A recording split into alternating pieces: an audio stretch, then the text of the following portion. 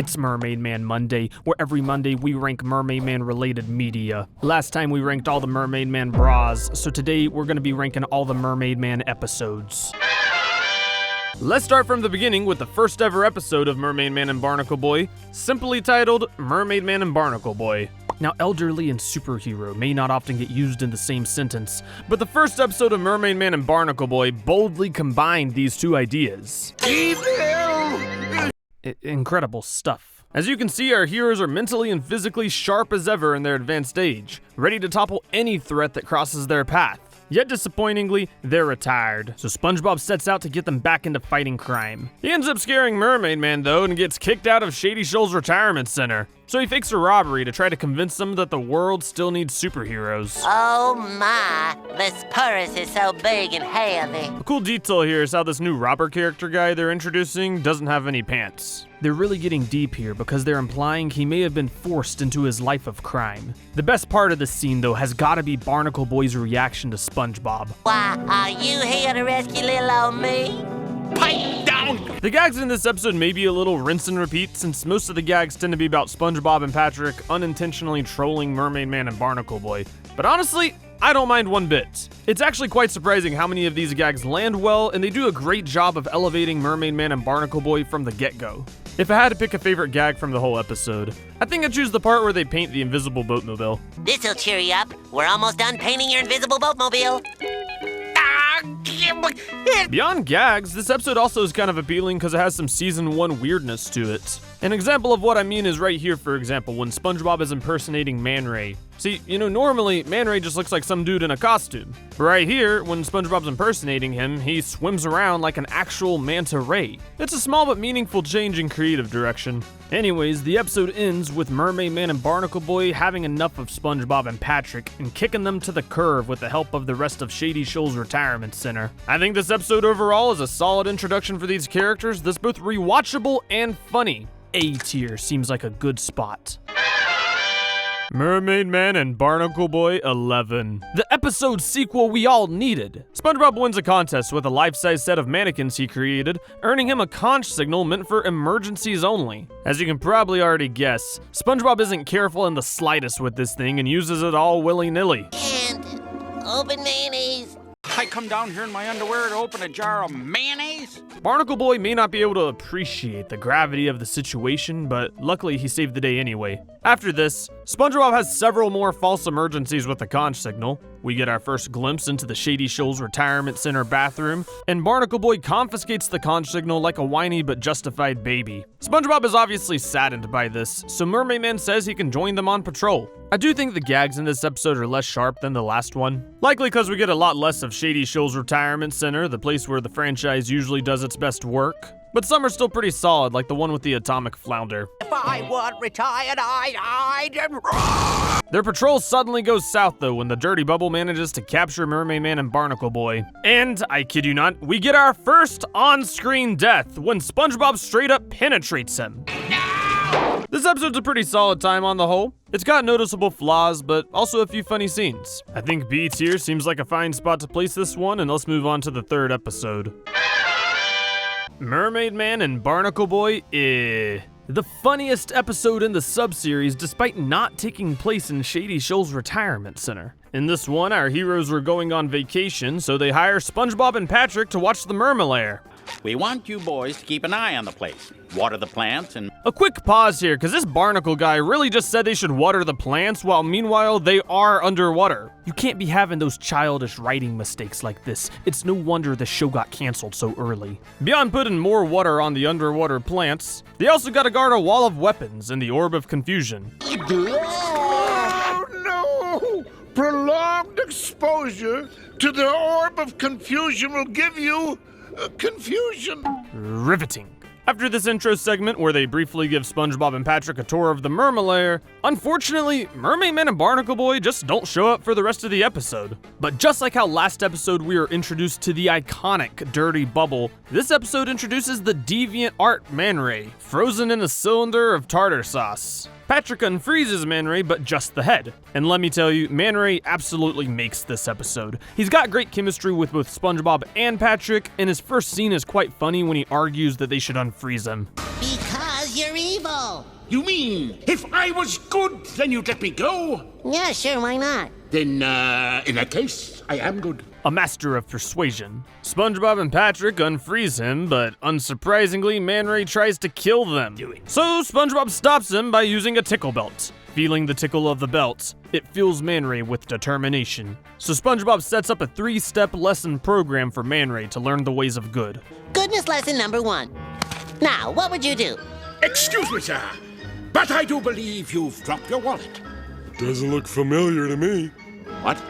I just saw you drop it. Having completed his crash course in goodness, they release Man Ray, but then he goes and robs a bank. But when he realizes he no longer wants to be evil, he just opens a checking account instead. I have checks with little poodles on them. Looking at this episode, it is carried by the gags. I think it's easy to say it has S-tier comedy on the whole, in fact. The fact that Man Ray went on to become a recurring character really just shows how good his gags were. The jokes flowed naturally and constantly, and this is the peak of the initial trilogy for that reason. Easily an S-tier episode and one of the best in the series as a whole.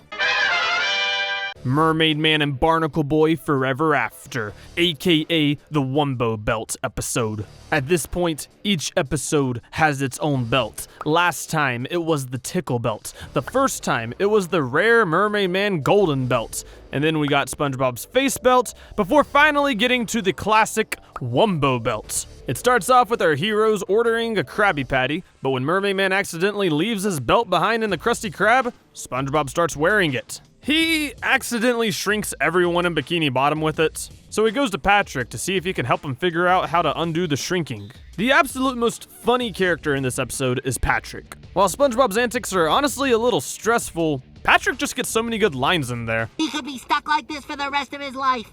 Oh, don't worry about it. He'll find love one day. Outside of Patrick, unfortunately, most of the episode is pretty unfunny. In fact, most of it is straight up uncomfortable to watch. I mean, like I said, you got Squidward getting tortured, SpongeBob getting tortured, and Squidward kissing a pickle.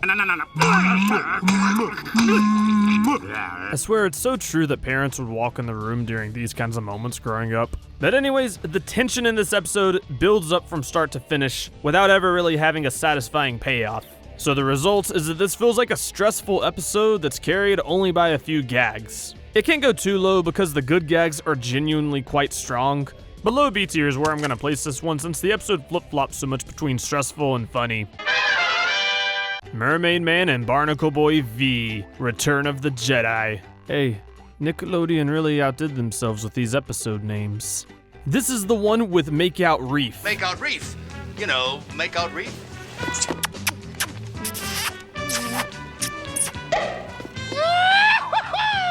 This is also the one with evil Barnacle Boy. I'm tired of playing second banana to a man who wears a bra. From now on, I want to be called Barnacle Man. You can tell he's evil too because he insists on being called by his full title all the time. Barnacle Man! It's like having a doctor named Jonathan who insists you can't call him John, only Dr. Jonathan. Man! It starts off the same as our last episode, with our heroes ordering a Krabby Patty and holding up the line. Only this time, Barnacle Boy is upset that Mermaid Man insists he gets a pipsqueak patty. Squidward rubs salt water into the wound by smirking and offering him a high chair, and at this point, Barnacle Boy declares his name is now Barnacle Man! A heartbreaking twist. And to make matters worse, Barnacle Man decides to go to the dark side. And thus, the narrative meat of our episode begins. Teaming up with Man Ray in the dirty bubble, Mermaid Man decides it is too risky to take on all three of them on his own. So he recruits SpongeBob and the gang to join him. This part of the episode in particular is lots of fun since they all get superpowers. In fact, I kinda wanna rank them right quick. First, we got the Quickster. Wanna see me run to that mountain and back? You wanna see me do it again? He is literally faster than Batman himself, so I gotta go with S tier. Next, we got Captain Magma. Krakatawa! Morbid history fact, Krakatawa was a massive volcano that killed over 36,000 people back in 1883. So yeah, Squidward hates people, so this is totally a Squidward power-up. But if I'm honest, the power itself seems a little bit too niche and likely to do collateral damage, so I'm gonna put it in C tier. Next up is the Elastic Waistband. I can finally touch my toes! This is basically my favorite superhero Elastigirl's power-up, and and she proves it's surprisingly versatile, so A tier seems appropriate. Finally, a classic invisibility power-up. Not much else going on though, so I think B tier because it's effective, but only really useful for stealth. But back to the episode, our heroes get a message from the chief that the villains are at Makeout Reef. When they arrive at Makeout Reef, they unintentionally defeat themselves since they're still getting used to the new powers. Luckily, Barnacle Man ends up joining the side of good again. This episode's a slept-on classic, and I think it's a pretty big upgrade over the last episode with the Wumbo belt. I'm gonna place it in A tier, right between the first episode and the second episode. Nicely expanding the universe and surprisingly funny. Mermaid Man and Barnacle Boy version 1.0, the movie picture. This episode broke the trend of approaching titles like they're PlayStations or something and added some descriptive details. Even if you haven't seen this one in a while, you already know it's the movie one because of the innovative naming system. Plus, it's got a different style title card, so we are spoiled with creative expansion here. In a world where our tier list looks like absolute dookie, one episode has come to save the day. In fact, we should probably fix this tier list so we can actually tell what episodes they are. The first one we'll call Shady Shoals Retirement Center. The second we'll nickname the Conch Signal episode. The third one's got Man Ray, so we'll call it the Man Ray episode. Same with the fourth, we'll call it the Wumbo episode. And the fifth, Evil Barnacle Boy episode. But about this movie episode, it is surprisingly entertaining for a season 4 episode. It opens up with the very rarely depicted kelp thing committing a crime. This is a posted no parking zone. But I must do what I do. This guy only wishes he was as bad as Squidward when he splashed that guy with soda. You forgot your soda. I didn't order any soda. What the fuck? But anyways, after Kelp Thing was captured, we find out a brand new Mermaid Man and Barnacle Boy movie is coming out that is using actors. Utterly devastated, SpongeBob and Patrick decide to make their own movie starring the real Mermaid Man and Barnacle Boy. They flesh out a more interesting plot than Marvel Studios could ever hope to achieve. Oh, I got one! Adventures in the Underground City. Right, Pat, what happens? Well, there's a city, City, and it's underground. underground, And they have an adventure. adventure. The end. And then the whole gang joins in on making the movie, with Plankton handling the boom mic, Squidward handling the boomers, and Sandy handling the booms. It all goes south though when SpongeBob finds out that Patrick failed to record everything properly and then proceeds to eat worms. I think that's kind of messed up too because worms are the equivalent of dogs in their world. Then the episode runs low on time, so it says they succeeded in making the movie anyways, and they watch it in the Krusty Krab. This is a fun episode that I think goes just above the Conch Signal episode in B tier. Cozy and rewatchable. Nightlight takes what Mermaid Man and Barnacle Boy, the movie picture, did and cranks it up to 11. Not only do we get a fresh title card, but we also get a completely new title style. This isn't Mermaid Man and Barnacle Boy V8. This is Nightlight, the movie picture. SpongeBob is scared of the dark and wants to be able to see, so he buys a slightly unreasonable number of nightlights to illuminate his house. This episode kinda reminds me of procrastination when his house was on fire, only this time he has no essay to write. Mermaid Man and Barnacle Boy show up because of all the lights, and shortly afterwards the Killer Moth shows up since he finds the lights attractive. Something cool and random is how the Killer Moth is voiced by Mark Hamill. You know, he was Luke Skywalker and the guy that did the voice for the Joker. But anyways, despite his impressive speed and agility, Mermaid Man can't catch the Killer Moth as he escapes with SpongeBob's house. So he goes back to Shady Shoals Retirement Center with Barnacle Boy, and then the episode finishes up with Patrick running towards the sun.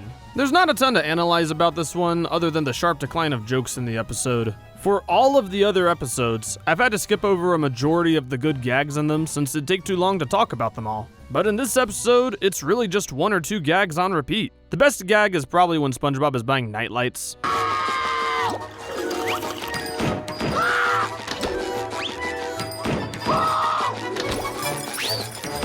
Oh, see, that's actually kind of funny. Last episode, we got Mermaid Man the movie picture, and this time, we got SpongeBob buying nightlights. I bet y'all Nickelodeon's back is hurting pretty badly with how much they raised the bar this time. C tier seems like a good spot for this one, since it's got some charm, introduced a new villain, but is ultimately quite mediocre.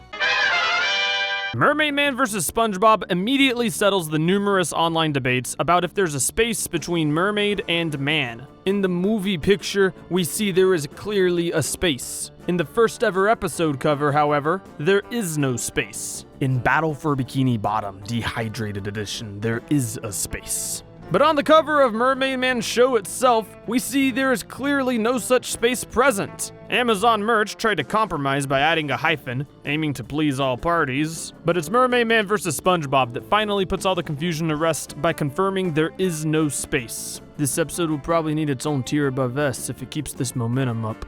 Right from the intro with this one, we immediately get straight into the action. Mermaid Man and Barnacle Boy remain cool as sea cucumbers as they're on a conveyor belt to their own doom, shocking anyone watching with how they manage to keep their nerve. But then we learn that they're actually in a Krusty Krab commercial. This commercial is okay, but it's noticeably not as high budget as the last Krusty Krab commercial. What's your problem, Amy? Plankton learns that Mr. Krabs is running a hardcore advertising campaign centered around Mermaid Man and Barnacle Boy. He plots to get them to trash talk Krabby Patties, so he goes and gives them some mind control shampoo. Something kinda cool is how we never really get to see Mermaid Man and Barnacle Boy actually be a threat in their old age, but here, they're quite intimidating. After SpongeBob gets beat up, he realizes that they might be controlled by Plankton, so he fights them to try and get them to eat a Krabby Patty to turn them back to normal, and eventually succeeds. But it doesn't work, so he has to go get some runtime fiber, delivered via this truck he's driving. This episode must take place after SpongeBob got his license. Despite this one having fewer jokes than usual, I like it pretty decently still since it feels like a Scooby-Doo or Batman-style plot. The stakes, large crowd, and decorations gave this one a confident feeling. It's our current king of beats here. Ditchin barely feels like a Mermaid Man episode. In fact, it barely feels like a SpongeBob episode. Up until now, all the episodes we've covered have clearly been Mermaid Man episodes, with Nightlight being the only one that's a bit more on the borderline. But this one is absolutely a borderline episode. So, why include it? Well, even though Mermaid Man and Barnacle Boy don't really show up most of this episode, they do have a solid action sequence in the intro. Plus, they both say a few lines whenever they sign books later on. So yeah, it counts, but who really cares because the episode quality isn't very good anyway. It's about SpongeBob ditching boating school to attend a book signing and getting distracted along the way. The whole thing feels quite forgettable though and only has like 3 solid gags. First we got Patrick drinking water. Woohoo! Then we got Mrs. Puff getting arrested for skipping jury duty. And finally, for the best of the 3, we got a guy that gets arrested for eating Swedish fish candies. You see why I said this episode is barely even a SpongeBob episode? A super forgettable highlight reel. Not to mention the fact that the Mermaid Man parts were quite short. I find myself quite indifferent to this episode's existence. Low C tier seems most fair to it overall, cause it is watchable, but utterly underwhelming in concept, execution, and long-term impact.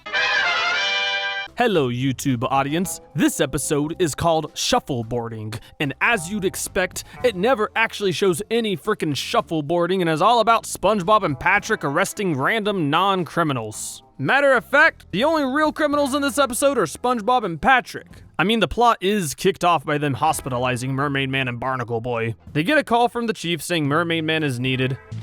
Mermaid Man here. Mermaid Man here.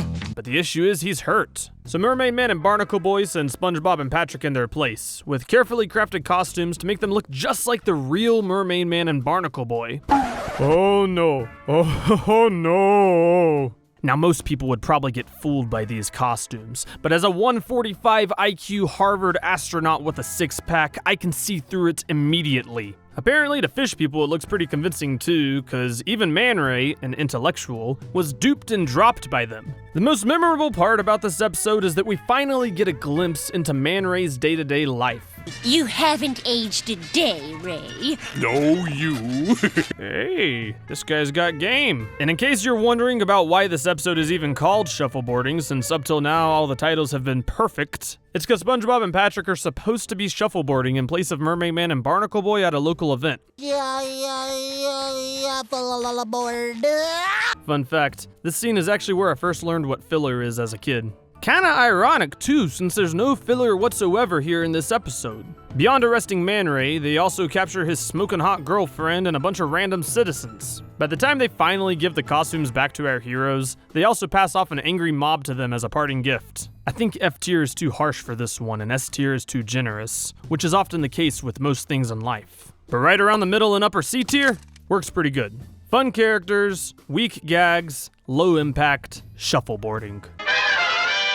Back to the Past has already been ranked by IGA, and they thematically chose to rank it in the past. Now, one thing keen-eyed viewers will immediately notice is how the invisible boatmobile has a visible gas meter. This opens up a bunch of questions, like if that allows the invisible boatmobile to be detected by radar guns or not. Now that I've got you hyped up for this episode, this one is easily one of my favorite ones on the list. It's all about time travel, and we get to see an ancient version of Bikini Bottom, as well as a dystopian future where Man Ray is the leader. The voice cast is star-studded with the legendary Ernest Borgnine and Tim Conway voicing old Mermaid Man and Barnacle Boy, and the also legendary Adam West and Burt Ward voicing the young Mermaid Man and Barnacle Boy. The episode starts with SpongeBob and Patrick lending a helping hand to Mermaid Man and Barnacle Boy, and then getting a tour of the Mermalair. Like the last episode, Patrick is kinda the main villain in this episode too, cause he causes them to travel back in time and then causes Man Ray to win in the battle.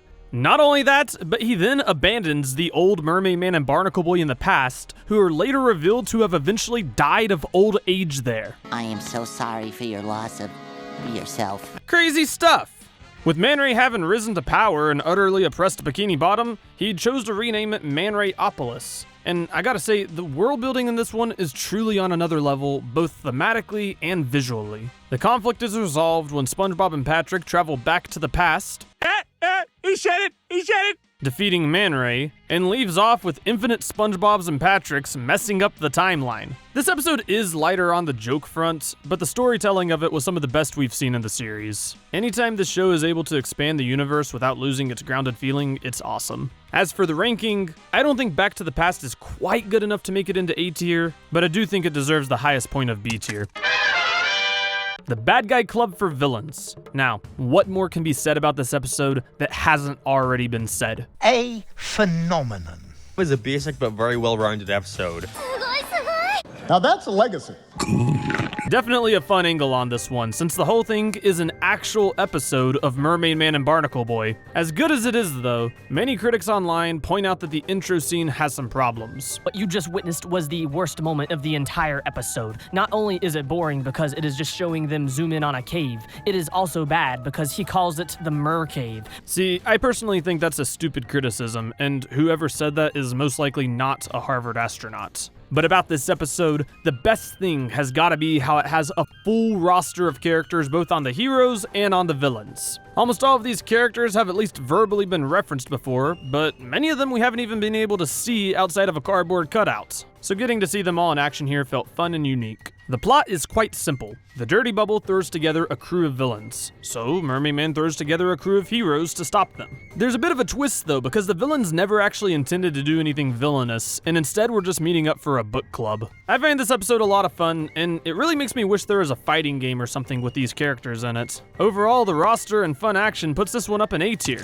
Quite a rare spot for a season 6 or 7 episode to place, but I do think this one has earned it.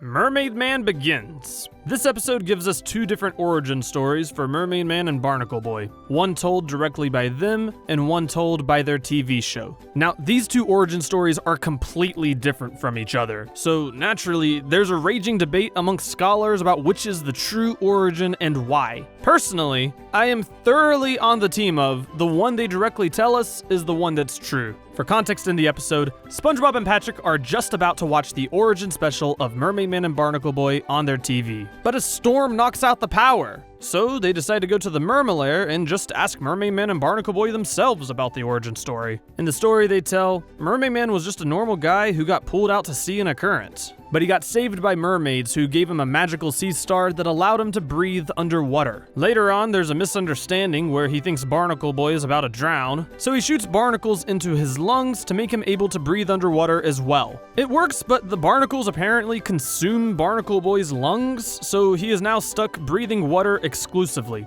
Yeah, that sounds awful. With nothing better to do, they decide to team up, and the rest is history. Now, admittedly, the story's narrator is a somewhat senile mermaid man, and details like him using a washing machine on the beach imply you should probably take the whole thing with a bit of a grain of salt. But the majority of what he's saying has reasonable cartoon logic to it. Not only does it not feel arbitrary, but it explains several key components of their character design, all while agreeing with previously existing canon. Like when he said that he doesn't actually have superpowers and that it's all in the costume in the Make Out Reef episode. As for the TV backstory, I honestly think it'd be best just to show you part of it and let you decide for yourself if you think it's credible or not. For context, our heroes are roommates and they clumsily fall into their powers. In a free fall! Squarely through the roof of the Vats of Acid Factory and into a vat of acid that is tipped over by an errant alien spaceship, carrying the two blindly on a wave of acid during a solar eclipse on a leap year. I'm gonna go ahead and cut it off here because I think you get the point. This keeps on going on for a while longer and gets continually more absurd. It is great satire of other superhero origin stories, and even though I personally think the one that Mermaid Man told us is the true one, I brought in an expert to help us settle the debate once and for all. Magic Conch Shell, which origin story is the correct one? Neither. Okay, well, what about the comic one from earlier? I don't think so. Well, there you have it, ladies and germs. I guess we'll never know their true origin. About this episode's ranking, I like the lore that it brings, but it's also a bit boring to watch. It's another B-tier episode. This episode's name is Super Aquarium Team is Swims, or BAD for short. With such a long name, many of you would immediately assume this episode is better than all other episodes prior to this. But no. This episode is such a letdown. The premise is that Plankton decides to join forces with Man Ray to finally topple Mr. Krabs. That's a really cool premise, so you would reasonably assume this episode would be oozing with chaotic action. But no, this episode dropped the ball hard. The word filler gets thrown around a lot online, making it feel a bit watered down, but when I tell you this is predominantly filler, I'm unfortunately not exaggerating. I mean, just look at how it tries to hook us in the opening, for example. I'm going to work, I'm going to work, I'm going to work, I'm going to work, What is this opening? I'm not saying every moment has to be absolutely amazing, but for the episode that is supposed to be the long-awaited team-up of Plankton and Man Ray, it's just such a missed opportunity. Even though it would have been cliche, I think a better intro would have been something like Man Ray getting defeated and humiliated, and then Plankton getting defeated and humiliated, so the two of them decide to join forces. Just something like that. Anything other than SpongeBob just repeatedly saying, "I'm going to work," would have been better. And to make matters worse, when we finally do see Man Ray, he's retired from evil, which is cool continuity, but it completely sucks the air out of his sails as a threatening antagonist. He literally just feels like a ghost in the shell of his former self. No vengeance, no mob ties, no longer a fun trendsetter of evil, just him coming from the bottom to go pursue Eugene for the formula to world domination. All he does the whole time he's in the Krusty Krab is just eat Krabby Patties. But apparently some people like it because I found around 34 images or so online of people referencing this, but me personally, I was disappointed. I bet that you all are starting to realize that we haven't seen Mermaid Man and Barnacle Boy this whole time, and that's because they do nothing at all. Their presence in this episode is just them chilling at Shady Shill's retirement center, getting asked if they'd be willing to help, and then saying no because they would prefer being at Shady Shill's retirement center. They actually get a decent amount of screen time in this episode, which is kind of surprising since nothing happens. This episode does have a few gags that I like, but it's just so unfortunate that they wasted such an awesome premise. Super Aquarium Team is Swims is an outrageously mid-episode. It is actually kind of impressive how they managed to fail so hard with such a layup plot idea. C tier for the good gags, but very few people wanted a Man Ray mukbang episode. Patrick Man is unfortunately the last episode on our list because Mermaid Man and Barnacle Boy got retired to non-speaking roles exclusively from here on out. The reason for this is that their legendary voice actors, Ernest Borgnine and Tim Conway, unfortunately passed away in 2012 and 2019 respectively. The role they play in this episode is essentially just a supportive one to set up the plot. Patrick feels unfulfilled in life, but gets inspired to fight crime when he sees Mermaid Man and Barnacle Boy on TV. From here out, Patrick Man begins stopping non-crimes. I don't blame them for stealing the plot of the goated Shuffleboarding episode. Nothing really noteworthy occurs until he eventually uncovers the dirty bubble disguised as an old woman and takes him on in a battle. Something kinda cool is how the episode actually foreshadowed this earlier, when Mr. Krabs saw her at a crosswalk. See how she turns her head like this? It reads like a random gag on the first watch, but with the hindsight knowledge that this is actually the dirty bubble, it makes sense he'd have to turn the entire head to see Mr. Krabs. Quite a good detail. The episode ends with Patrick Man penetrating the dirty bubble, marking his 4th on-screen death in the series. This episode falls in C tier. Kinda funny, kinda boring, overall pretty mid. This might actually be the first ever list we've had where D and F tier never even got touched. Also, the C tier on this list is surprisingly watchable in my opinion. I mean, it's a good C tier, because the only episode I really dislike on it is Ditchin. The more I think about it though, to be honest, Ditchin was really bad. I think it belongs in D tier. A rare re-ranking, but it just feels necessary. The Man Ray episode being up in S tier is kind of interesting because it doesn't really feature Mermaid Man and Barnacle Boy a ton, but I kind of think of Man Ray as an extension of their characters since, you know, they're all in the same corner of the SpongeBob universe. I stand by its placement since it's one of the funnier episodes in the series as a whole. As for the other episodes, yeah, I think I stand by their placements for the most part too. If anything were to be moved, it'd probably be the movie picture one going in front of Mermaid Man versus SpongeBob, but to be honest, that kind of just depends on whichever one I'm in the mood for. Overall, I had a lot of fun making this list, and I'm kind of wondering if you guys got any suggestions for future rankings. If you had fun and think this video deserves it, please consider leaving a like, or trying out that new hype feature thing. I don't really know how it works to be honest, but I assume it's helpful. Also, if you want to see me rank all the mini episodes in the series, click on this video right here. A lot of them rarely even got aired, and there's actually a whopping 24 of them. So if you want to see me rank all of them in one video, it's a good time. Thanks for watching and have a fantastic day.